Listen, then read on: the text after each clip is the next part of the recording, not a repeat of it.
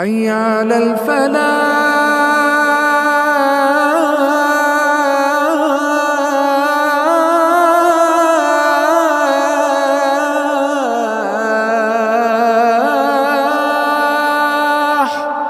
Pembelajaran kita terkait dengan pembacaan sirah حي Nabawiyah على setelah kita membaca menyelesaikan kitab Syama'il Muhammadiyah, dan sekarang kita masuk kepada kitab pembahasan tentang para sahabat-sahabat Nabi Sallallahu Alaihi Wasallam. Dan alhamdulillah, Ustaz lihat kalian sudah punya kitabnya, ya. Masih banyak yang sudah ada yang masih belum punya. Coba angkat tangan. Oh, masih banyak. Selain anak baru dulu, anak baru nggak usah dulu. Oh, kenapa kok kalian belum pada punya? Hah? Belum beli? Hah? Belum beli atau memang belum dibelikan atau belum beli? Ya, yang belum segera mengadakan, insya Allah nanti mulai dars ke depan, harapan kita sudah mulai nanti kita membaca dari kitab. Hari ini kita masih mengambil pada muqaddimah, setelah kemarin kita mengambil muqaddimah terkait dengan pembahasan tentang sahabat Nabi Sallallahu Alaihi Wasallam, dan kita membahas tentang hadis Rasulullah Sallallahu Alaihi Wasallam. Kita sebutkan bahwasannya Rasulullah Sallallahu Alaihi Wasallam memberitahukan kepada kita tentang perjalanan umur kehidupan umat manusia ini. Umatnya Muhammad Sallallahu Alaihi Wasallam, maaf, bukan umatnya manusia, tapi umat Muhammad Sallallahu Alaihi Wasallam. Bahwa umatnya Nabi Muhammad Sallallahu Alaihi Wasallam itu nanti dia akan melewati 5 masa, 5 era, ya, 5 era atau 5 zaman. Ya, sampai kemudian nanti setelah zaman kelima maka akan terjadi yaumul qiyamah dan umat sudah tidak lagi ada lagi di muka bumi. Kita semua akan berpindah ke akhirat. Ya. Nah, 5 masa ini disampaikan oleh Rasulullah Shallallahu Alaihi Wasallam melalui sebuah hadis yang diriwayatkan oleh seorang sahabat yang sangat cerdas, salah seorang dari periwayat Al-Quran juga, yaitu beliau adalah Hudzaifah bin Yaman radhiyallahu anhu.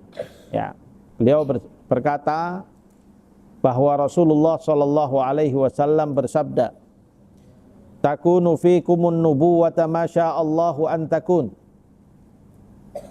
Takunu fikumun nubuwata ma sya'allahu an takun. Thumma yarfa'uha Allahu idza sya'a an yarfa'uha. Thumma takunu khilafatun ala minhajin nubuwah. Fatakunu ma sya'allahu an takun. Thumma yarfa'uha idza sya'a an yarfa'uha. Thumma takunu mulkan 'addan ma sya'allahu an takun. Thumma yarfa'uha idza sya'a an yarfa'uha. Thumma takunu mulkan jabriyatan fatakunu ma sya'allahu an takun. Thumma yarfa'uha idza sya'a an yarfa'uha. Thumma takunu khilafatan ala minhajin nubuwah. Thumma sakata. Hadisnya agak panjang, kita artikan dulu. Bahwa Rasulullah Shallallahu Alaihi Wasallam bersabda, akan terjadi pada kalian era atau zamannya nubuwah. Era atau zamannya nubuwah. Zamannya Nabi hadir di tengah-tengah kalian, seorang Nabi hadir di tengah kalian, seorang yang memimpin kalian dan dia dari kalangan nabi-nabi yang langsung menerima wahyu dari Allah Subhanahu wa taala. Ya, ini disebut dengan an-nubuwah. Beliau katakan masya Allahu antakun. Waktu era itu, zaman itu sesuai dengan sekehendaknya Allah Subhanahu wa taala. Dan kita tahu era nubuahnya Nabi Muhammad sallallahu alaihi wasallam itu berapa tahun? Berapa tahun? Masa nggak ada yang tahu berapa tahun? Rasulullah SAW mengemban risalah berapa tahun totalnya? 23 tahun. 23 tahun. Sejak awal beliau menerima wahyu sampai beliau diwafatkan oleh Allah Subhanahu wa taala totalnya 23 tahun. Ya. Nah, itu disebut sebagai era nubuwah. Dan ternyata Allah menginginkan zaman nubuwah itu pendek. Ya. Tidak lama. Lalu kemudian tsumma yarfa'uha Allahu idza syaa'a yarfa'uha. Kemudian Allah Subhanahu wa taala akan mengangkat zaman itu atau era itu atau mengakhirinya sesuai dengan kehendak Allah Subhanahu wa taala. Tsumma takunu khilafatan ala minhajin nubuwah. Lalu kemudian akan datang era yang kedua setelah nubuwah. Era yang kedua kata Rasulullah sallallahu alaihi wasallam adalah era khilafah ala minhajin nubuwah. Apa itu khilafah? Khilafah arti diambil dari kata-kata khalafa yakhlufu, yakni sesuatu yang datang belakangan. Yakni khalfa syai', yakni idza kana syai'un khalfi, ada sesuatu yang datang di belakang ya. Masalan idza kana, kalau salah seorang di antara antum berdiri di belakang saya, maka saya akan katakan si fulan khalfi. Ya, fulan khalfi, si fulan berada di belakang tuh. Dan istilah khilafah ini digunakan sebagai istilah untuk menggambarkan seorang yang datang di belakang Rasulullah Shallallahu Alaihi Wasallam, ya, yang datang setelah eranya Rasulullah Shallallahu Alaihi Wasallam dan mereka adalah para pemimpin-pemimpin umat, disebut dengan khilafah, ya. Nah, Rasulullah katakan setelah era nubuwah maka datang era khilafah ala minhajun nubuwah, yaitu mereka-mereka yang meneruskan ya kepemimpinan Rasulullah sallallahu alaihi wasallam sesuai manhajnya Rasulullah sallallahu alaihi wasallam, sesuai manhaj nubuwah. Ya.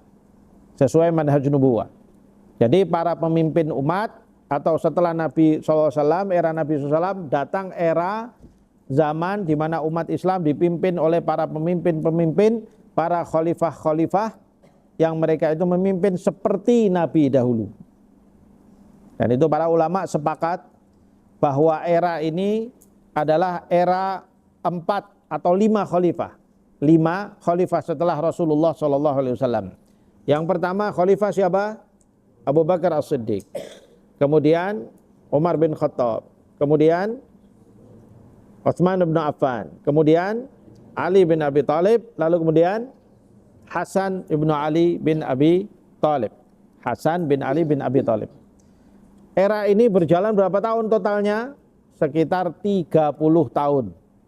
Setelah Rasulullah meninggal 30 tahun, ya, 5 orang khalifah inilah yang memimpin umat, dan zaman-zaman beliau itu memimpin, umat ini masih dipimpin oleh seorang pemimpin yang masih menjalankan manhajnya Nabi Shallallahu Alaihi Wasallam dalam memimpin. Ya, makanya 4 orang dari kalangan sahabat yang mimpin itu Abu Bakar, Umar, Utsman dan Ali disebut sebagai afdolnya para sahabat. Ya, mereka disebut sebagai afdolnya para sahabat. Kenapa? Karena mereka lah yang mendahului, memberikan kepemimpinan dan memberikan contoh untuk kepemimpinan terbaik setelah wafatnya Rasulullah Shallallahu Alaihi Wasallam. Ada kemudian Rasulullah katakan di situ apa? Fatakunu masya Allahu antakun. Maka era khilafah ala minhajun nubuwah ini akan berjalan sesuai kehendaknya Allah. Ya, dan ternyata Allah berkehendak zaman itu berjalan sekitar berapa? 30 tahun. Tsumma yarfa'uha Allahu idza syaa'a yarfa'uha. Kemudian Allah Subhanahu wa taala akan mengangkat zaman itu apabila Allah Subhanahu wa taala menginginkannya atau mengakhiri zaman itu. Ya. Tsumma takunu mulkan 'adhan. Masya Allahu an takun. Kemudian akan datang kepada kalian setelah itu zaman era kerajaan mulkan, kerajaan 'adhan yang menggigit. Al-'adh alladhi ya'uddu syai' ma'nahu alladhi apa? Artinya adalah suatu yang menggigit. Yani madza ta'addu ana a'addu ala madza? Ala dhufri umpamanya. Aku menggigit kukuku. Nah, itu disebut menggigit. Menggigit artinya dengan gigi, 'addun, 'adda ya'uddu. Nah, Rasulullah menggambarkan era itu dipimpin oleh para penguasa-penguasa atau raja-raja. Rasulullah tidak lagi menggunakan istilah khilafah. Ya, tidak lagi menggunakan istilah khilafah. Tapi Rasulullah sudah langsung menggunakan istilah mulkan 'adhan, raja-raja yang menggigit. Kenapa kok kemudian di sini sudah mulai berubah? Karena setelah eranya para khulafaur rasyidin, para pemimpin-pemimpin umat setelah itu sudah bukan lagi menjalankan konsep kepemimpinan sebagaimana yang diturunkan oleh Rasulullah Shallallahu Alaihi Wasallam. Ya, diantaranya bagaimana mereka memilih pemimpin tidak lagi di atas syuro, tapi dipilih oleh sang raja yang dari bapaknya turun ke anaknya atau keponakannya atau turun ke adiknya atau siapanya. Nah, karena itu istilah itu sudah tidak lagi diistilahi oleh Rasulullah dengan istilah apa? Khilafah, ya, tapi diistilahi dengan istilah mulkan, kerajaan. Ya. Kemudian istilah kerajaan itu pun masih digambarkan oleh Rasulullah dengan istilah yang menggigit. Artinya apa? Artinya betul-betul sakit orang-orang yang berada di bawahnya. Karena sudah mulai tidak lagi menjalankan apa? Sistem kepemimpinan yang adil. Yang ada adalah kepemimpinan yang sudah dipimpin dengan kepentingan keluarga. Ya, sudah lagi bukan itu. Dan itu era ini lama sekali.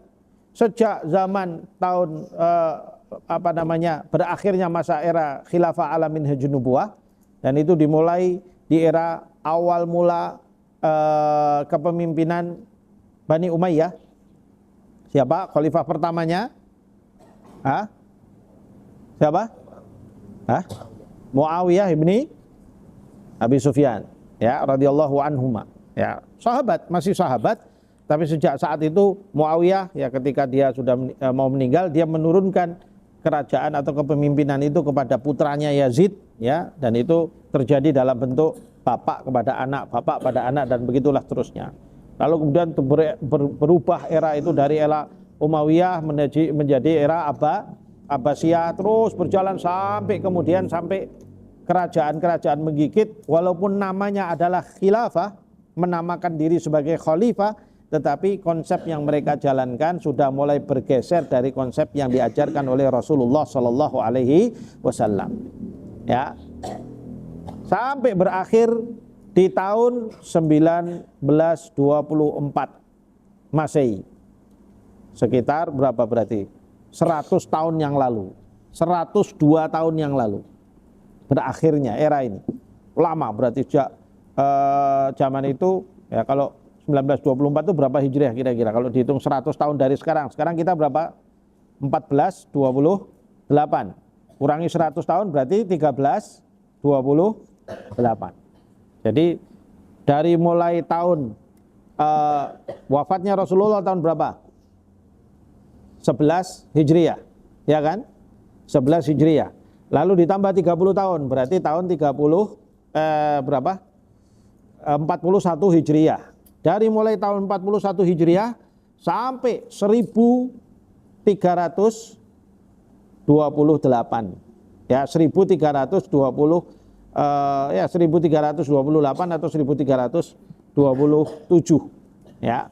Jadi berapa tahun itu? Masa itu adalah masa yang disebut sebagai mulkan 'adhan. Ya, kerajaan yang menggigit. Berjalan mereka di bawah kekhilafahan Islam, istilahnya khalifah-khalifah. Mereka menamakan diri khalifah, tetapi perjalanan di dalamnya itu para penguasa-penguasanya bukan sekualitas khulafaur rasyidin. Paham tuh? Ini yang membedakan. Ya. Lalu kemudian setelah itu kata Rasulullah SAW, ya, tsumma yarfa'uha Allahu idza syaa'a yarfa'uha. Ya. Tsumma takunu mulkan jabriyah. Kemudian setelah era mulkan 'adhan, itu berarti era yang keberapa? Yang ketiga. Ya. Era yang ketiga. Era nubuwah, khilafah ala minhajun nubuwah, mulkan 'adhan. Lalu kemudian yang keempat, mulkan jabriyan, kata Rasulullah. Era atau zaman yang disebut dengan mulkan jabriyan, kerajaan yang memaksa. Yujbir, ajbaro yujbiru, artinya memaksa dengan kekuasaan. ya, memaksa dengan kekuasaan. Ya.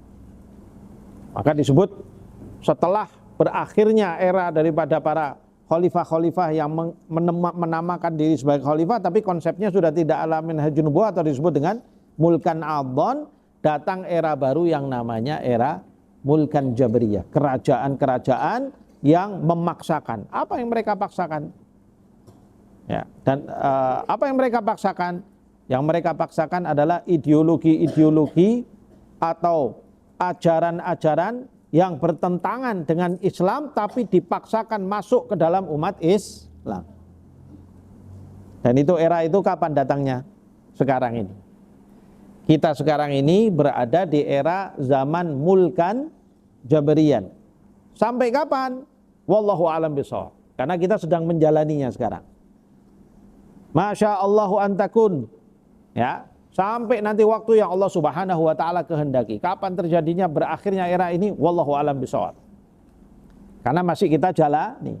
Kalau yang kemarin-kemarin kita bisa hitung dan terlihat tanda-tandanya karena memang sudah berlalu dan sejarah mencatat semua itu dan kita bisa hitung, oh era ini sekian tahun, era ini sekian tahun kita bisa hitung. Tapi karena sekarang kita sedang menjalaninya era mulkan jabriyan, maka kita tidak bisa menyebutkan kapan mulkan jabriyan ini akan berakhir. Tapi yang jelas bahwa era mulkan jabriyan ini dari namanya saja sudah kelihatan, istilah yang Rasulullah SAW gunakan sudah kelihatan, berarti ini kita sedang menghadapi era yang tidak mudah. Umat Islam di zaman itu menjalani Islamnya tidak mudah karena mereka di bawah kungkungan atau kekuasaan para penguasa-penguasa yang memaksa kepada mereka. Ya, apa yang mereka paksakan? Kita lihat di zaman sekarang ini umat Islam dipaksa untuk hidup di bawah keyakinan ideologi yang dari ajaran luar Islam. Kalau bernegara, sistem politik bernegaranya dipaksakan sistem demokrasi umpamanya. Demokrasi itu bukan dari ajaran Islam.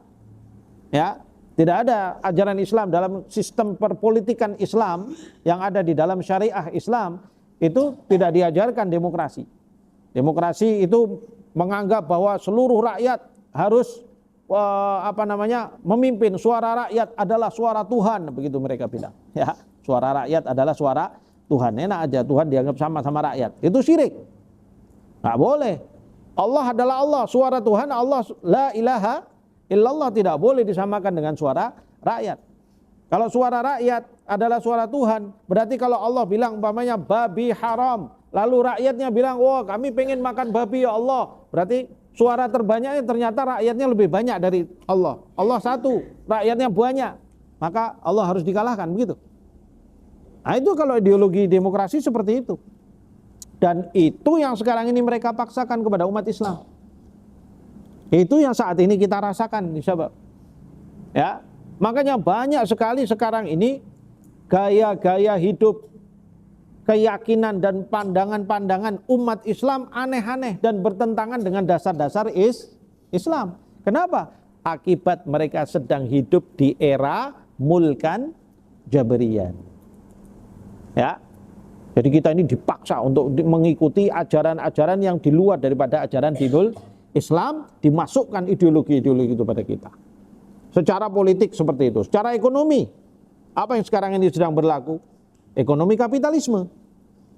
Kapitalisme itu adalah cara berekonominya orang-orang ateis, orang yang nggak percaya Tuhan. Mereka menghalalkan segalanya. Yang penting untung banyak. Coba lihat sekarang ini para pebisnis dunia, pengusaha-pengusaha besar dunia. Apa yang mereka lakukan? Mereka selagi bisa mencari keuntungan, mereka nggak peduli. Mereka mau merusak alam, mereka mau nebang hutan yang berakibat pada banjir, ya, rusak semua ekosistem alam kita ini. Mereka nggak peduli. Yang penting, kalau dia tahu di situ ada emas, dia akan keruk emas itu sebanyak-banyaknya. Kamu lihat tuh pengusaha Amerika yang datang di Papua, yang saat ini mereka mengeruk emas dari yang tadinya itu gunung, sekarang jadi apa? Lubang. Kedalamannya berapa? Tadinya gunung itu ketinggiannya 600 meter, sekarang jadi lubang kedalaman 1.200 meter. Dikeruk semuanya itu, ya, emasnya diambil. Dan mereka sudah mengeruk emas dari sana sebanyak jutaan ton emas. Apa yang didapatkan oleh rakyat Papua sekarang? Apa yang didapatkan oleh masyarakat Indonesia sebagai tempat itu adalah tempat kita? Kita hidupnya seperti ini. Negara Indonesia negara miskin sampai hari ini. Kenapa? Akibat daripada kebijakan ekonomi kapitalisme. Dan kapitalisme bukan ajaran Islam. Terus kalau Islam apa Ustaz ajaran ekonominya? Ekonomi yang dibangun oleh Islam disebut dengan apa? Ekonomi syariah. Berbasis pada keadilan. Islam tidak menginginkan ada orang mengambil keuntungan sebanyak-banyaknya tapi merusak alam, tidak boleh. Ya, apabila suatu daerah di situ ada hasil buminya, maka masyarakat yang ada di sekitar itu harus semuanya mendapatkan manfaat. Hak Islam menjaga hak-hak orang, bukan kemudian bumi atau tanah seenaknya saja diambil oleh siapapun yang berkuasa, lalu kemudian mengambil tanah itu seenaknya demi kepentingan untuk kepentingan perdagangan seorang atau pengusaha kapitalis tadi itu. Ya, itu kita baru bicara emas sih sahabat. Di sana masih ada yang ngeruk nikel, tahu nikel? Bahan dasar untuk bikin baterai. Ya, ada lagi yang ngeruk batu bara. Dan sekarang ini kenapa listrik kita sering mati? Katanya PLN lagi nggak dapat banyak batu bara. Batu baranya kurang sehingga dia tidak bisa memproduksi listrik, sehingga listrik harus bergilir mati sekarang ini di Indonesia ini sekarang ini, di Jawa ini khususnya, Jawa dan Bali. Katanya batu baranya kurang. Heran, aneh. Selama ini kita nggak pernah masalah seperti itu. Kemana batu bara kita? Ternyata batu bara kita dijual ke luar negeri. Oleh siapa? Oleh para pedagang-pedagang kapitalis. Ya, walaupun namanya nanti Muslim, ya. Pengusaha atau pengusaha tambang batu bara, Haji fulan umpamanya. Kelihatannya Muslim, tapi ternyata otaknya adalah kapitalis. Karena dia hanya menginginkan keuntungan sebanyak-banyaknya, dia nggak peduli negerinya mau sengsara, dia nggak peduli. Kalau harga batu bara di luar negeri lebih mahal, aku bisa keuntungannya lebih banyak, dia jual di luar negeri daripada saya jual di dalam negeri, biar negeriku sengsara. Nah, ini otak kapitalis, paham? Dari mana Muslim kok dia berpikirannya seperti itu? Karena ini adalah hasil didikan orang-orang yang Muslim hidup di era mulkan Jabarian. Paham sahabat? Makanya ini antum sekarang berada di pesantren, diajarkan Al-Quran, diajarkan fikih Islam, diajarkan perdagangan Islam, diajarkan muamalah, diajarkan semua. Antum lepas dari pengaruh mulkan Jabarian. Karena yang masuk ke otak-otak antum sekarang ini adalah apa? Pikiran-pikiran dari Rasulullah Shallallahu Alaihi Wasallam. Ustadz-ustadz di sini pondok ini mengajarkan kepada kalian, nah kalau kalian berdagang, jaga adabmu dalam dagang, jaga hukum-hukum syariah, perhatikan mana halal, mana haram, mana yang boleh, mana yang tidak boleh. Ini hukum fikihnya, ini kamu belajar fikih muamalah, ini semuanya jelas buat kamu supaya kamu lepas dari pengaruh para siapa? Mulkan Jabariyah. Paham tuh ya syabab? Nah, ini untuk yang baru-baru nanti waktunya kalian akan belajar itu semuanya. Kalian dengerin dulu ya. Jadi inilah kondisi yang disebut oleh Rasulullah mulkan Jabariyah. Ya. Semua sekarang ini yang masuk ke umat Islam adalah pengaruh-pengaruh dari luar. Ya, pengaruh dari luar. Hatta pendidikan, sistem pendidikan sekarang ini banyak yang dibanggakan oleh umat Islam adalah pendidikan dari barat. Mereka katakan, oh pendidikan barat itu bikin maju, bikin hebat, apa dan sebagainya. Tapi moralnya hancur. Ya, mereka kalau jurusan ekonomi, maka mereka akan menghasilkan tadi itu. Para pengusaha-pengusaha, walaupun namanya Muslim, karena dididik di barat, maka pengusaha yang kapitalis. Kalau jadi politikus yang tamak, berujung pada korupsi, berujung kepada kepentingan syahwat untuk berkuasa. Nggak ada amanah di dalam berkuasa, nggak ada. Lah guru-gurunya orang-orang kafir kok. Orang kafir mana pernah mau ngajari mereka tentang surga dan neraka? Mereka sendiri nggak beriman. Ya nggak? Makanya kalau sekarang itu pendidikan, kalian dididik oleh orang-orang yang tidak punya iman, maka potensinya adalah kalian akan tumbuh dalam keadaan orang yang tidak punya iman.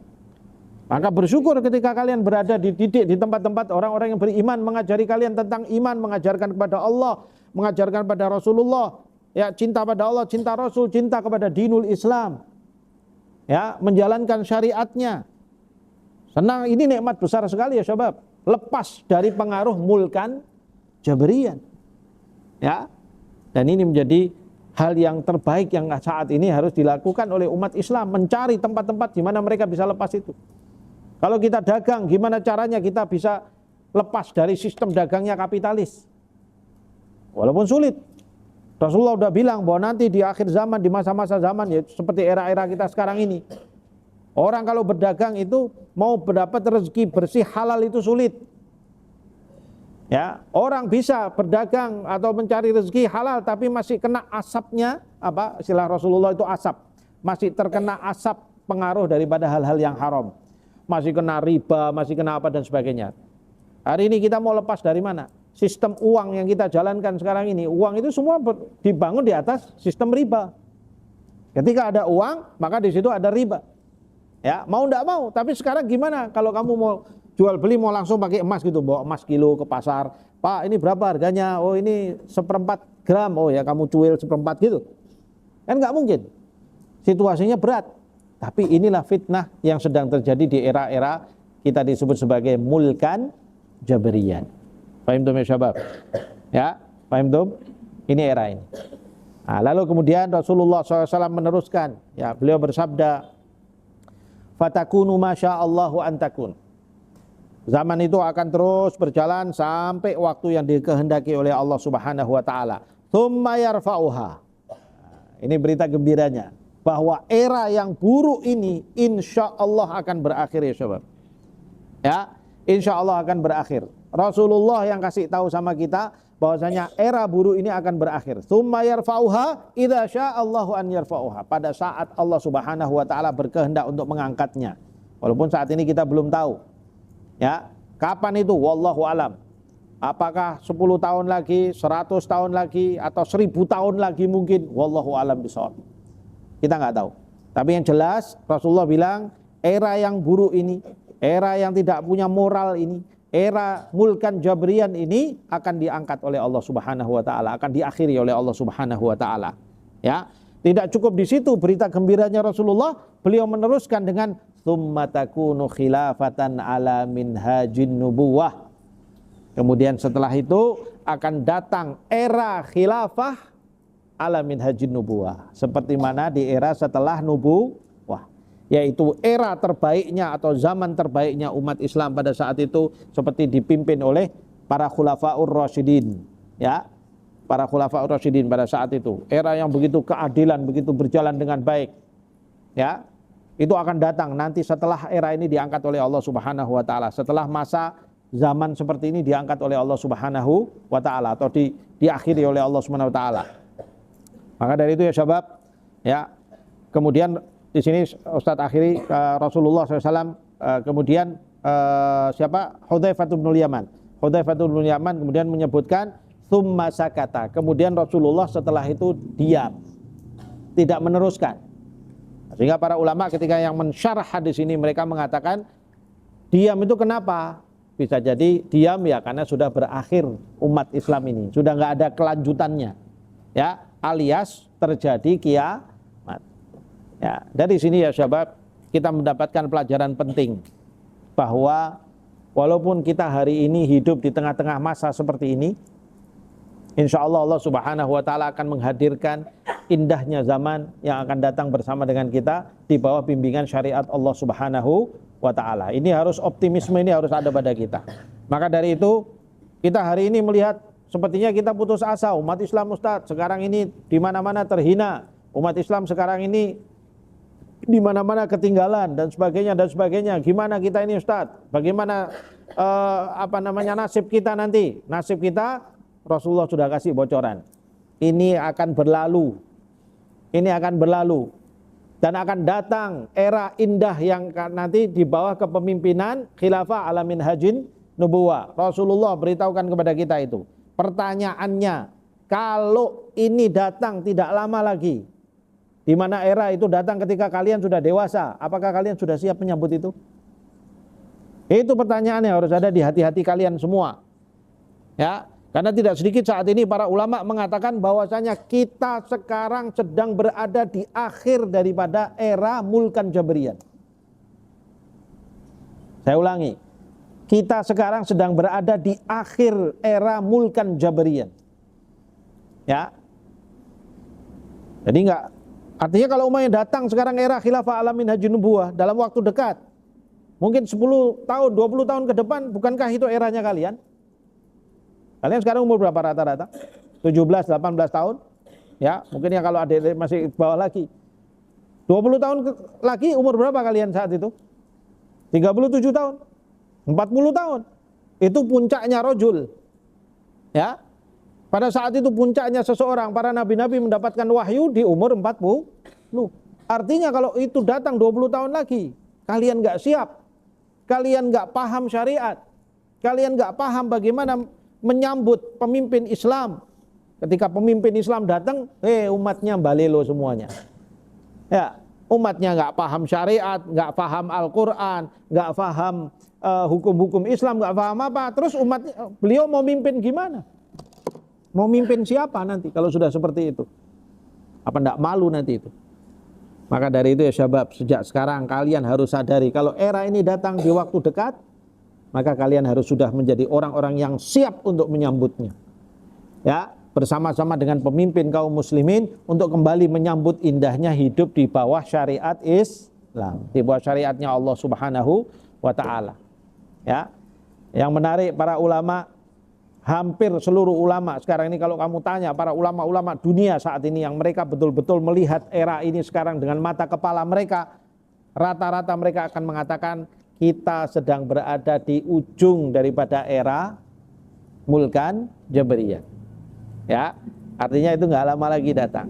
Ya, wallahu alam. Mudah-mudahan ya kita semua bisa melihatnya era indah itu dan kita bisa menikmatinya bersama dengan kita semuanya, sehingga mudah-mudahan Allah Subhanahu wa taala memberikan juga kebaikan buat kita untuk menjadi bagian dari mereka-mereka yang memperjuangkan tegaknya khilafah ala minhajin nubuwah. Ya, oleh karena itu Ustadz, di ma'had kita ini kita selalu menanamkan buat semua santri persiapan untuk menyambut keindahan masa-masa itu. Dan persiapan kita untuk bertemu sama Allah Subhanahu wa taala itu, kunci sukses pertamanya adalah menjadi anak yang soleh, menjadi manusia yang soleh. Ya, kalau gagal jadi anak soleh, jadi orang soleh, kalian sudah gagal semuanya. La dunia wala akhirah. Di dunia kalau umpamanya itu khalifah terakhir datang, ya, kalian nggak soleh, kalian menjadi orang yang jauh dari syariat Allah Subhanahu wa taala. Bagi dia itu kalian menjadi bagian dari penghalang daripada khilafah alamin dan junubuh. Naudzubillah min dzalik. Maka kunci pertamanya jadi orang soleh. Maka sejak sekarang harus membiasakan diri dengan upaya apapun untuk mensolehkan diri. Dan ingat, kesolehan seseorang itu berangkat dari hati yang bersih, hati yang soleh. Rasulullah bilang apa? Ala inna fil jasadi mudghah idza salahat salahal jasadu kulluh wa idza fasadat fasadal jasadu kulluh ala wahyal qalb.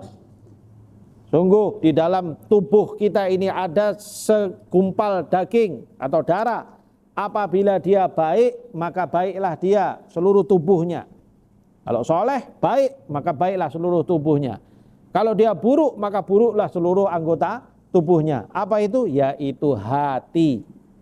Ya, hatinya harus dijaga, hatinya harus dibersihkan. Gimana caranya membersihkan hati Ustadz? Belajar sama Ustadz para murabi nanti. Nanti diajarkan bagaimana caranya. Di antara sarana pembersih hati banyak istighfar, banyak sholat sunnah, banyak sujud sama Allah Subhanahu wa taala. Makanya jangan malas-malas kalau sholat. Habis sholat wajib, sholat sunnahnya jangan ditinggalkan, dibiasakan sejak muda untuk sholat sunnahnya. Supaya apa? Menjadi orang soleh. Ya. Kemudian apalagi hatinya harus bersih, nggak boleh banyak suudzon sama teman. Hatinya harus bersih, nggak boleh berbuat jahat, berpikiran jahat terus, jangan. Ya, supaya hatinya bersih, jauh dari perbuatan-perbuatan maksiat. Karena Rasulullah bilang setiap perbuatan maksiat akan dititikkan pada hati itu satu titik hitam. Maksiat lagi, titik hitam lagi. Maksiat lagi, titik hitam lagi. Sampai penuh nanti kalau kebanyakan titik hitam, banyak maksiat, hatinya jadi hitam kelam. tidak bisa ditembusi pakai cahaya-cahaya hidayah Al-Quran, cahaya hadis, disebutin sudah nggak bisa tembus. Gelap gulita hatinya, naudzubillahi min dzalik. Ya, kalau hatinya kotor, dibiarkan kotor, nggak pernah dibersihkan, akhirnya hitam kelam. Ya, dibacai ayat Quran sudah nggak nembus, cahayanya nggak bisa menembusi di dalamnya, cahaya hidayahnya nggak masuk. Nah itu tuh model-model kalau kamu ketemu orang, kalau dibacai ayat, dinasihati kepada Allah, dia nanti bilang, udahlah kamu nggak usah ceramah-ceramah sama saya. Ada nggak yang model begitu? Ya, oh kamu nggak usah so alim deh, kamu nggak usah so alim.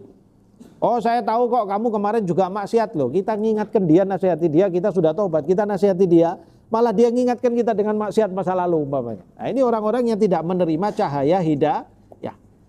Sama kalau di pondok ada kebiasaan begitu, santri ada kebiasaan begitu, maka itu juga suatu kebiasaan buruk, jangan dilakukan. Kalau kamu mendapatkan nasihat dari saudaramu, kamu mendapatkan nasihat, diingatkan kepada Allah, diingatkan pada Rasulullah, maka hal pertama yang harus kamu lakukan adalah berterima kasih. Karena dia sedang menghadirkan cahaya Allah ke dalam hati kamu, supaya kamu betul-betul menjadi anak yang soleh. Paham tuh ya syabab? Ya. Dan kunci keberhasilan yang pertama itu soleh. Yang kedua, kunci keberhasilannya adalah menjadi sosok yang berperan di dalam mengupayakan semua orang untuk menjadi soleh. Istilah itu disebut dengan muslih.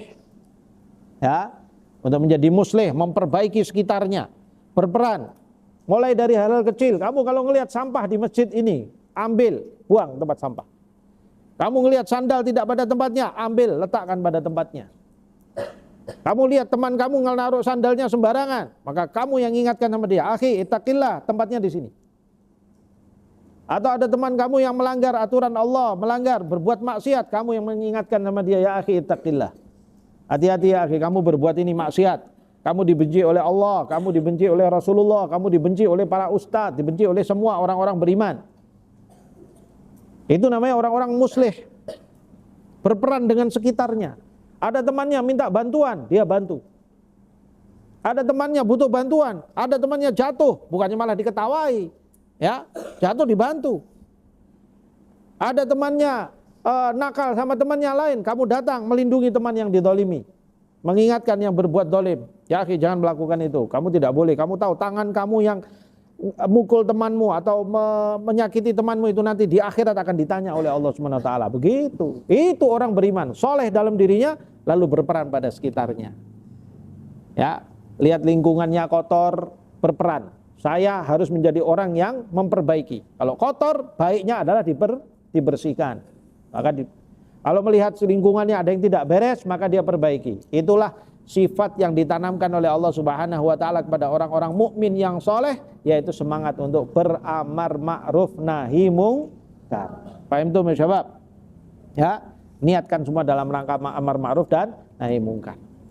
Sukses yang ketiga adalah punya jiwa yang kokoh, mempertahankan kesolehannya, berperan di dalam upaya untuk menjadi muslih, tapi hatinya nggak gembeng. Hatinya harus kokoh, kuat. Itu disebut hati seorang mujahid. Ya, seorang yang berjihad di jalan Allah, siap dalam berdakwah membela dinullah, menguatkan agama Allah dimanapun kamu setelah ini. Saya ditugaskan dimanapun dalam rangka untuk menegakkan dinullah, saya siap berjihad di sana. Saya akan siap untuk mengorbankan apapun demi jalan Allah Subhanahu wa taala. Ya, ini mental-mental ini yang insya Allah sangat ditunggu-tunggu oleh khalifah di akhir zaman nanti. Ya, kalau beliau datang, umatnya ternyata kondisinya soleh, muslih, mujahid semua. Wah, jos, beliau langsung, masya Allah, alhamdulillah, saya datang di tengah umat yang betul. Ya, bukan di tengah umat yang bukan keliru. Ya, tengah turun-turun umatnya teler semuanya. Waduh, akhirnya khalifahnya nggak jadi turun. Wah, ini belum nih era ini. Ya, maka dari itu ya sebab. Ya, maka kita harus menyiapkan diri. Ya, selain dari itu, ini adalah diberitahukan oleh Rasulullah Shallallahu Alaihi Wasallam buat kita semua supaya kita tahu dan kita tidak putus asa dari era yang sedang kita berada di dalamnya. Era ini memang berat, kondisi ini sulit, banyak maksiat berada di mana-mana, tapi ketahuilah ini semua akan berakhir, dan supaya kita bisa menyambut kebahagiaan kita ketika datang eranya khilafah alamin haji nubuwah, jadikan diri kita siap untuk menyambutnya. Ya. Baik ya syabab, ini hadis diriwayatkan oleh Imam Ahmad dan ini disahihkan oleh para ulama, sehingga ini menjadi sebuah pegangan ya buat kita di dalam menjalani perjalanan hidup kita dan menyiapkan diri kita untuk menjadi orang-orang yang soleh, dan mudah-mudahan kita diberikan kesuksesan di dalam hal tersebut. Kemudian sebagai penutup ya, sebenarnya di dalam pembahasan yang kita nanti insya Allah akan bahas, setelah kita membahas Rasulullah, nanti kita akan membahas para sahabat. Dan yang kita bahas siapa? Yang kita bahas para khulafa ur-rasyidin dahulu, para khilafah ala minhajin nubuwah, yaitu Abu Bakar, Umar, Utsman, dan Ali radhiyallahu anhu, yang insya Allah pelajarannya ada pada kitab itu. Nanti kita akan baca pada waktunya supaya kita mengenal siapa para sahabat dan lebih tahu tentang mereka, dan menjadikan mereka sebagai panutan kita di dalam kehidupan kita, dan supaya kita betul-betul bisa mencapai umat yang terbaik sebagaimana yang disebutkan oleh Rasulullah Shallallahu Alaihi Wasallam. Wallahu a'lam bishawab. Mungkin ini dahulu pada sore hari ini. Aku qouli hadza wa astaghfirullah li wa lakum. Wabillahi taufiq wal hidayah. Wassalamualaikum warahmatullahi wabarakatuh.